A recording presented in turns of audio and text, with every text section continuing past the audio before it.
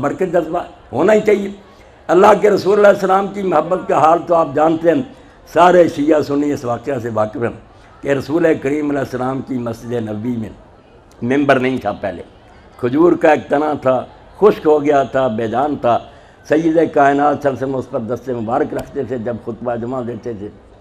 پھر ایک صحابیہ نے کہا کہ اللہ کے رسول میرا جو غلام ہے وہ نجار ہے، بڑھئی ہے، میں اگر کہے آپ کے لیے ممبر بنوا دوں، تو 3 زینوں کا ممبر بنوایا گیا۔ نبی علیہ السلام پہلا خطبہ دینے کے لیے ممبر کی طرف چل پڑے۔ جب رسول کریم علیہ السلام اس کی طرف بڑھے اور اس ستون کو چھوڑ گئے، اب بھی ستون وہاں دفن ہے اسطوانہ حنانہ کے نام سے، تو وہ ستون خشک تنا رسول کریم علیہ السلام کی جدائی میں اتنا رویا کہ جیسے اونٹنی کا بچہ اپنی ماں سے بچھڑ جاتا ہے روتا۔ ساری مسجد نے اس کے رونے کی آوازیں سنی کہ حضور کے ہاتھ سے میں محروم ہو گیا۔ اللہ کے رسول اترے، اس کو گود میں لیا، ہاتھ رکھا اور سسکیاں بھر بھر کر وہ چپ ہوا۔ اسی لیے علامہ اقبال کی کہا تم تو یار گوشت پوست کے انسان ہو، آدمی ہو، از تولاش چمی پرسی کے چیز۔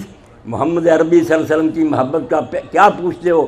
خشک چوبے در فراق او گریس، خشک لکڑی ان کی جدائی میں روئی، تم انسان ہو کر آپ کے فراق میں نہیں روتے۔ اس لیے اللہ کے رسول کا مقام تو اتنا ہے کہ حدیث پاک میں آتا ہے جب آپ کو اللہ تعالیٰ نے اعلان نبوت کا حکم دیا تو نبی علیہ السلام فرماتے ہیں میں مکہ کے اس پتھر کو اب تک پہچانتا ہوں کہ جب میں وہاں سے گزرتا تھا تو وہ کہتا تھا السلام علیکہ یا رسول اللہ، پتھر کہتا تھا۔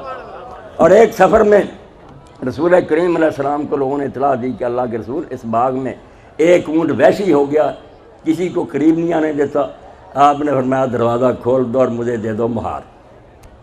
لوگوں نے کہا وہ وحشی ہے یا رسول اللہ تکلیف ہو جائے گا، آپ نے فرمایا چھوڑو اس بات۔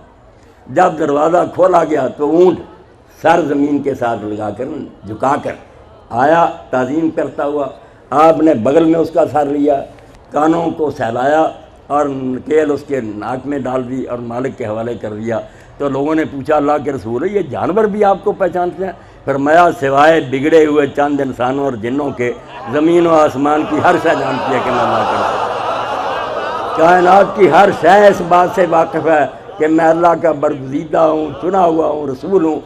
یہ چند بدبخت انسان اور جن ہیں جو میرا انکار کر رہے ہیں، ورنہ پوری کائنات میری رسالت سے آگاہ ہے اور ہر ذرہ ذرہ اس جہان کا گواہی دے رہا ہے کہ اشہد ان محمد رسول اللہ، محمد اللہ کے رسول ہیں صلی اللہ علیہ وآلہ وسلم۔ اس لیے نعرہ تکبیر، نعرہ رسالت، نعرہ حیدری۔